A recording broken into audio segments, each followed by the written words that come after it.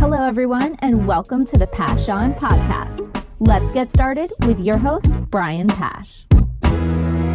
Hi, this is Brian Pash, and welcome to another exciting podcast interview. On today's show, we have Jarrod Kilway. He's the Chief Operating Officer of Konect.ai. Jarrod, welcome to the show. Thank you, Brian. Thanks for having me. Always a pleasure to be able to join you and share some wisdom. Well, listen, there's a lot to talk about. And first, I want to thank your organization for supporting dealer education as one of the sponsors of the upcoming Digital Marketing Strategies Conference in Austin, Texas, which is just a few days away. Man, when I talk to dealers, they're like, why should I come? I'm saying, man, there's a lot of change in the air. We're going to be talking about first-party data management, first-party data activation. That's where AI comes in. That's where Konect platform comes in to do new things. And that's what I wanted to talk to you about today, because dealers are becoming more data-centric or aware that they need to be more data-centric. And with the right data sets, AI can really fill gaps in the dealer's sales and service process. So let's pause for a moment, Jarrod. And if somebody doesn't know what your company does, if you're riding up on the elevator, what would you tell a dealer what Konect does? Konect.ai is purely based on SMS communication for conversational AI.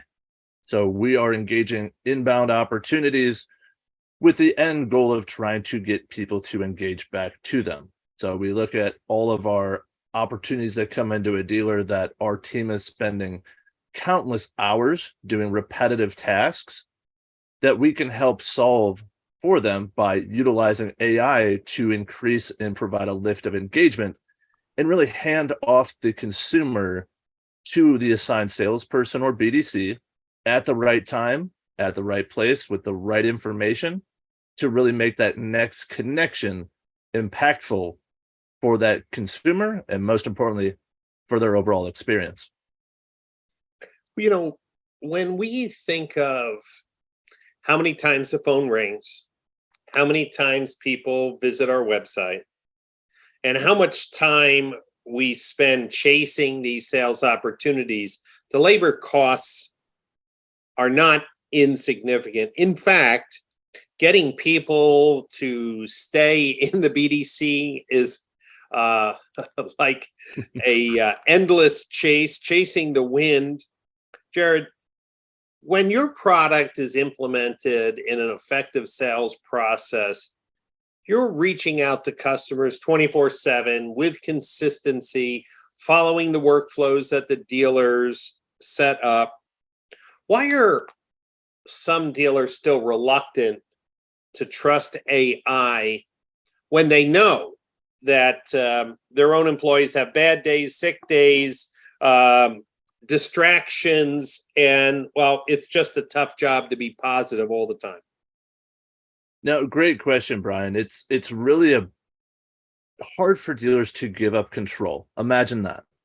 But it's really the understanding of the data at the end of the day. And I know you and I have talked about this for years now, of understanding the data and making actionable, regardless of the old repetitive process of call, text, email, right when a lead comes in. We need to be more understanding of the consumer's goal, and the most importantly is the time period of the consumer.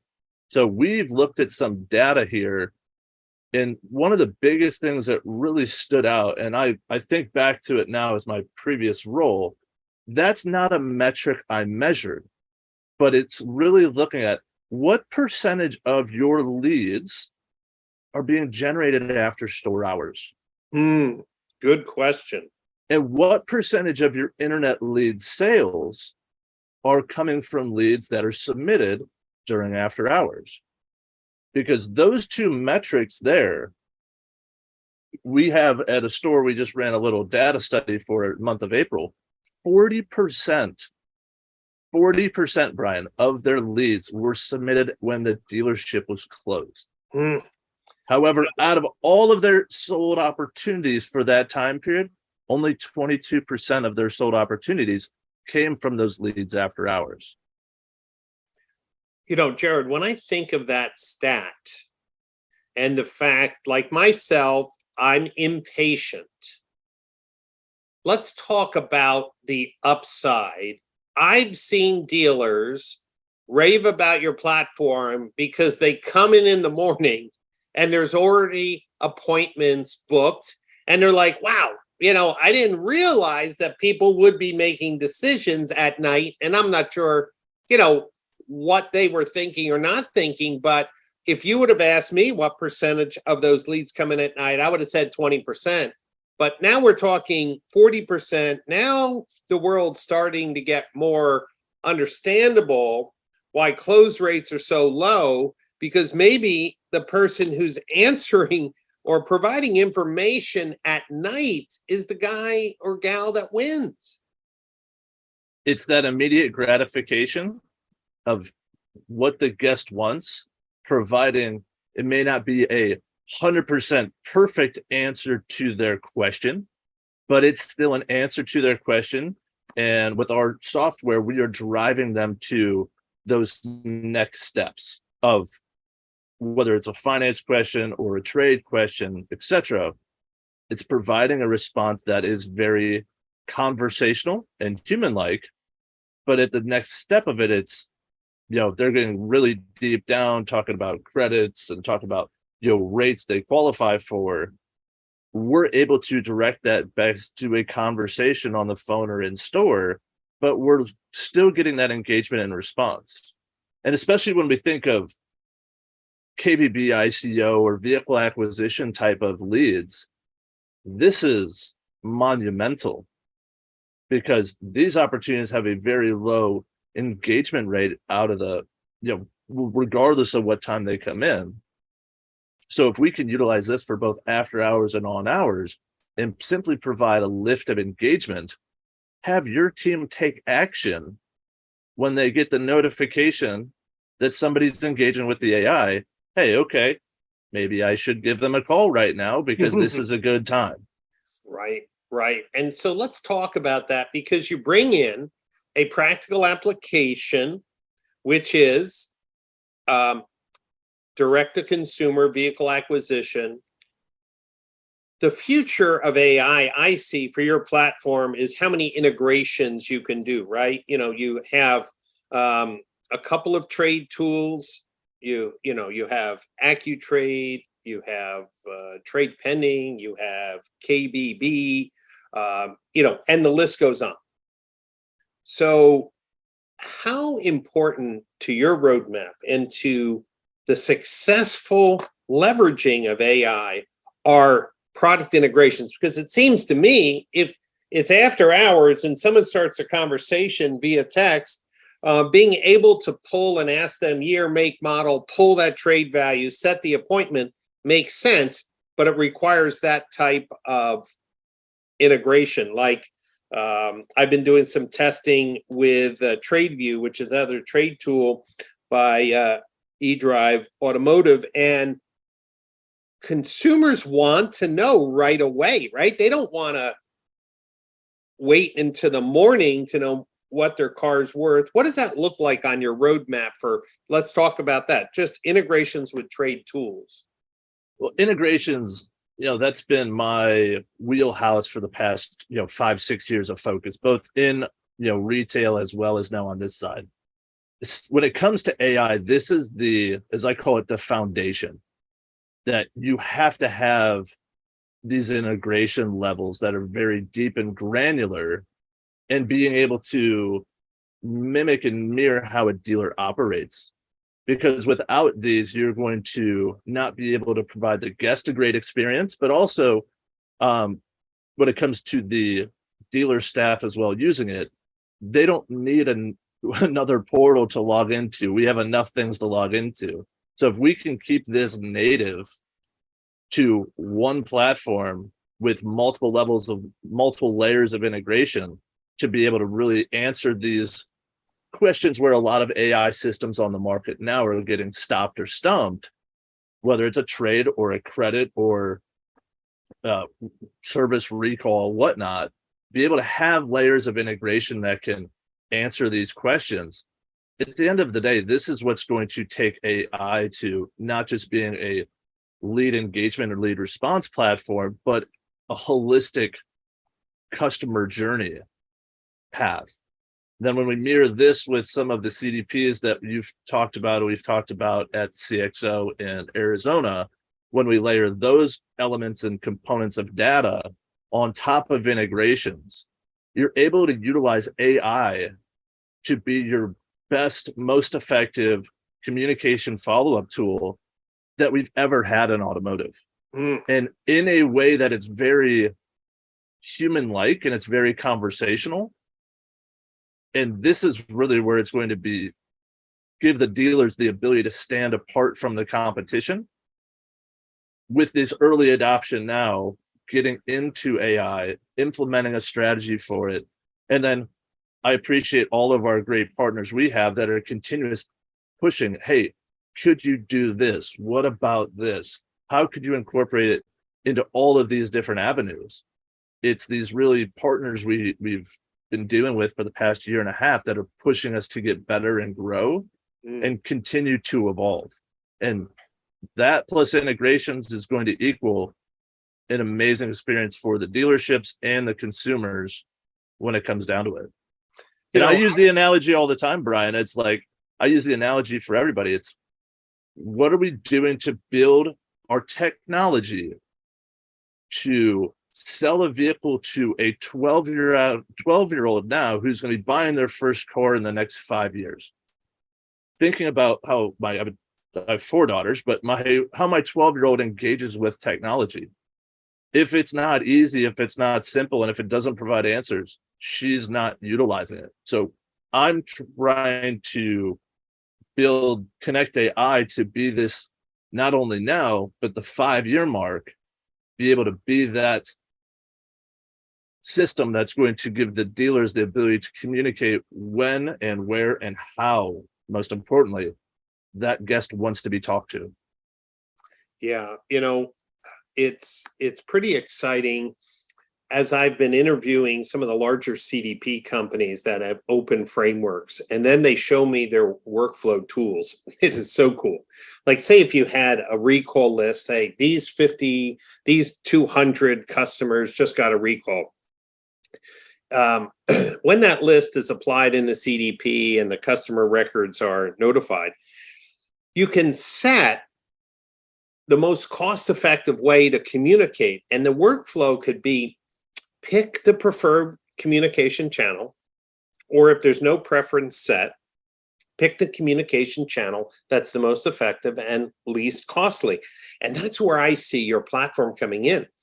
Because why would you mail people that you could text and confirm? Why would you do that? Well, if you don't control the data, you have to do that. It's more spray and pray. Imagine the workflow. It says, hey, here are the customers that prefer texting. Push this task into Konect and let it do its thing. And then after a few days, whoever hasn't responded to Konect, push them automatically into an email workflow and let that work. And then the dealer can decide the people who didn't respond to text, then the people who didn't also respond to email. All right, do you want to call them or do you want to mail them? And the key here is that all communication channels need to be included in the CDP workflow. And so when you think about texts are responded to 10x, 20x more than email, when certain notifications are more appropriate via text, we have to have smart texting built in. And that's where I see the big upside. I want to encourage all the vendors who are listening to me, especially those in the CDP space.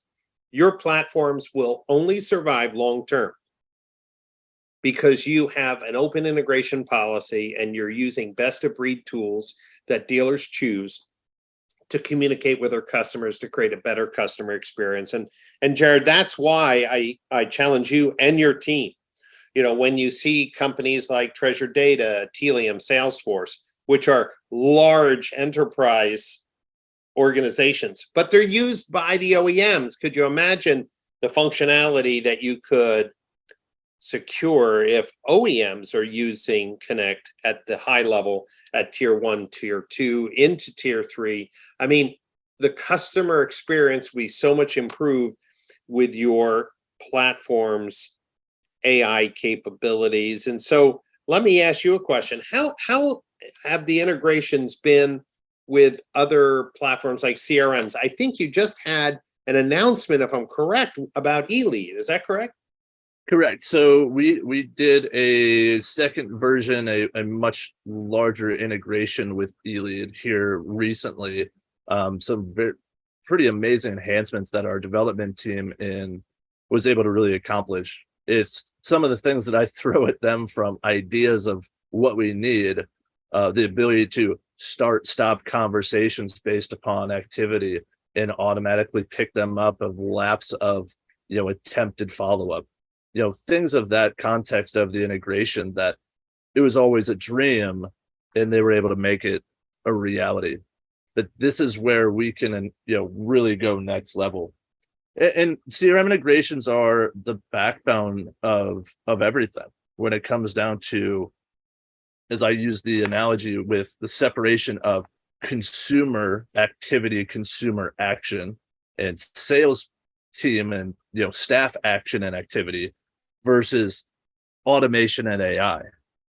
And we really need to have that deep level of integrations with all CRMs. I know some of them are a little apprehensive to provide API integrations to us and to other people in the space, whether it's a fear of a competitive product or it's just the fear of the unknown, much like a dealer's adoption to AI.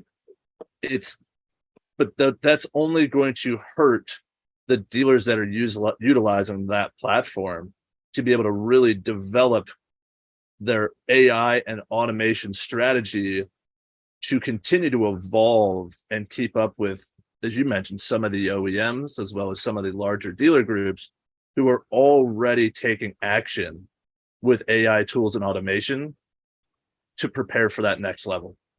Yeah, Jarrod, one of my colleagues just told me they were at a Mazda USA meeting, and Mazda's using a CDP, and I know which platform they're using, but they are offering their dealers audiences direct from their CDP to allow a more effective communication path between tier 1 and 3, or tier 2 and 3, and it was very clear that they are 100% bought in that the Mazda customer has to have a personalized experience, has to have a relevant experience.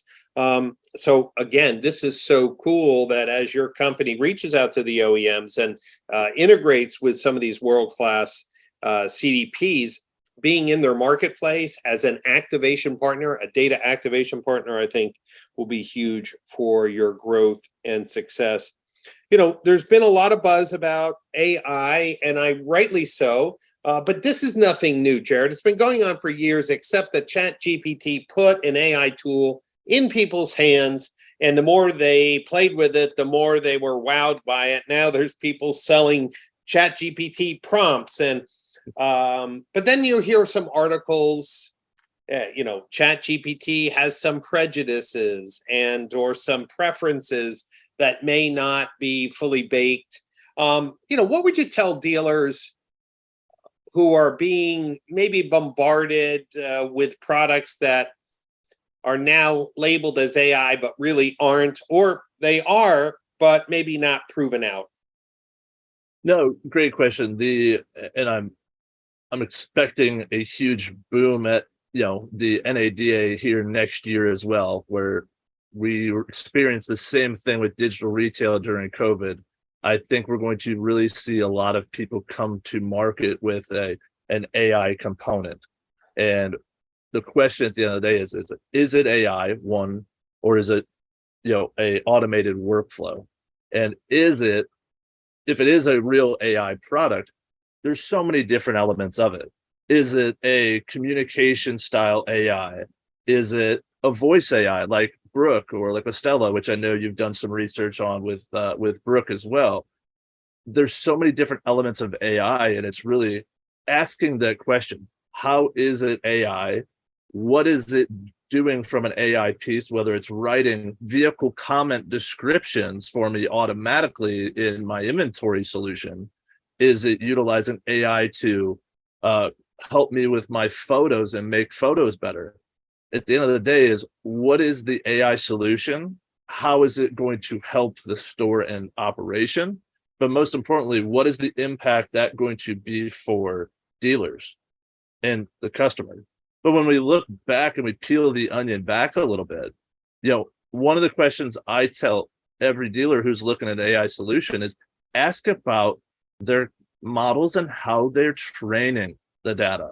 Is it simply I'm creating a UI interface and doing an API to ChatGPT and calling it an AI solution? That's great, but how are we training it? What is it being trained upon for this machine learning element? Is it automotive data? Is it other dealer data? Or is it outsourced machine learning to one of the other companies in the space that's training their conversation models on automotive and retail and housing and insurance and multiple different verticals that can affect the responses that AI provides, because it's tethering and hitting multiple vertical conversations, and it's always a little bit different in automotive. So really understanding what AI is, how it's going to be implemented at the store to solve what solution, but then also if it is a conversational or a voice type of AI, what is that conversation model being trained on? Because if we're utilizing multiple pieces, Brian, we're going to potentially set ourselves up to have some not so great conversations. Jarrod, we didn't talk about this question, and I haven't talked to you about this at all, but I don't mind throwing curveballs on my podcast. Some of the dealers who've been around a while, when they hear about AI, conversational AI, outreach automation to consumers and leads, they remember some indigestion that they got when they turned on a product like Conversica, which kind of disappeared off the automotive roadmap. The executive team pulled the plug on the automotive industry, and I think recently they've come back. But some dealers felt like the email cadence, the communication, the prompting wasn't a real value add. If a dealer is saying, yeah, I'm not going to call Jarrod and get a demo because I tried Conversica and it sucked, what would you tell them? It's changed dramatically. And, knowing the companies, I've used it, I used the product in store as well on the dealer side.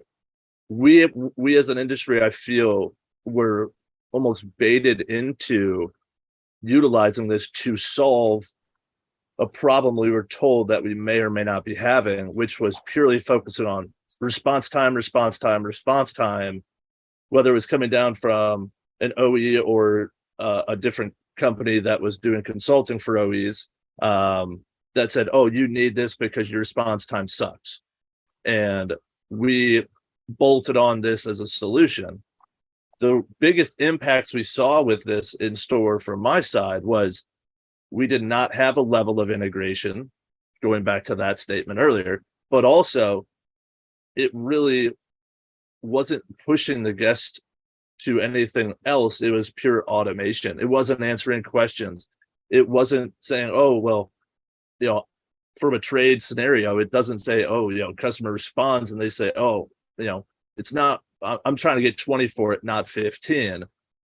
It doesn't know how to respond in a conversational element to questions like that from consumer. If they don't feel they're getting enough for their trade, or they feel the interest rate is too high, or if they, asking about pricing and availability type of questions, it kind of like exploded at that point and kind of melted down. Right. And there was no way to really provide a notification to that assigned user from assignment because we didn't have integration. Say, hey, this guest responded and engaged with this conversation. However, we could not provide a response to it because it was outside the scope, because they said that, no, I've had 2 repos, I'm a 540 credit score, and I have $1,500 down. Can you get me approved? It just kind of had smoke coming out of the ears at that point. Right. Rather than passing that, hey, that's a great information. Let me get you connected with one of our associates who can answer these questions in details, because every finance lender has some different stipulations. Is now a good Keeping time? the conversation going. And I'm so glad that you brought up that example, because I think that's what, the product initially was kind of like driving for an appointment. And, hey, did they follow up you? Did they follow up you? And I think that from what I've seen from your platform and where we're moving with AI, much richer, contextually relevant conversations are going to be occurring. Jarrod, at the show, you prepare to talk to dealers, educate dealers. What's one thing when dealers come up to you at the show that you want them to leave with? What's one message that you're laser focused on? Because listen, everyone knows AI is coming. Everyone knows AI has great potential, but it's really the companies that are harnessing this for automotive are going to be the leaders. But they have to build dealer confidence that the platform is really effective. What's your one message you want dealers to take away from DMSC? It's really, Brian, and you kind of led that perfectly. It's really the education, the application, the messaging, and at the end of the day is, what is the problem we're solving? Because if we can isolate the issues, every store has an issue that we're trying to fix and resolve. Whether it's a vehicle acquisition, whether you want to acquire more vehicles from your service drive, whether you want to have something to help with your after hours now that you've done your own research and realize 40% are submitted after hours, whatever it may be, is to really help strategize with dealers to understand their hurdles they have now. But then it's really strengthening the foundation of a partnership and really providing the 30, 60, 90-day components of what we can do, whether it's pushing, a sales event for July 4th, whether it's continuing to promote tires or incorporate some service elements or F&I components. It's really to strategize with dealers on how AI can help fix items they might not even realize need fixing. And going back to, the component of the integrations of how we can streamline the overall ecosystem by having integrations that with their current tech stack and applying strategies to these different levels of integrations to really be impactful to not only drive loyalty and retention to the store, but overall guest experience. Well, I am excited to see the evolution of AI in many different products, and there are a number of companies that are going to be showcasing their integrations with ChatGPT, their machine learning models that are helping make better timing decisions for outreach to customers, like the team at Automotive Mastermind. There's a lot to talk about at DMSC. And for dealers who were not able to get out to DMSA, you should know that all the main stage keynotes and panels are being recorded and available for you to watch by purchasing a virtual ticket. You can go to digitalmarketingstrategies.org to purchase that virtual ticket. The content will be up about a week after the show. And of course, if you're listening to this before the show, well, you should know tickets to Austin are not expensive. Jump on the plane. We're going to be starting Sunday, May 21st, and then going through the 22nd and 23rd. And then if you wanted to lock in that extra day of GA4 training on May 24th, Wednesday, we have full day of GA4 training. So make sure you check your calendars and take action. This is a jam-packed conference. And if this is the first time you're listening to one of my podcast interviews, you should know that I have dozens of conversations with leaders, disruptors, and companies that are working to improve automotive retail and the customer experience. So you can go to brianpash.libsyn.com, that's LIBSYN.com, or just search for the Brian Pash Podcast on your Apple, Google, or SoundCloud account. Wherever you listen to podcasts, you will find it. Jarrod, thanks for being on the show today. And for everyone who's listening, make sure you have a chance to really see AI in action with the Konect.ai platform. And Jarrod, would you give our listeners the website address so they know exactly how to book a demo? Absolutely, Brian. And thank you so much for having me today as well. For any dealers want to reach out, you can reach us at Konect, KONECT.ai. And right there on the homepage, go ahead and book a demo, whether it's in attendance at Brian's conference here at DMSC or virtually or in person. Great. Well, Jarrod, thanks again. And for everyone who's listening, don't forget to download your podcasts of choice and listen to them in your car when you're driving to work or when you just want to catch up on the industry, all here on the Brian Pash Podcast. I'll catch you next time on another interview session. Have a great day.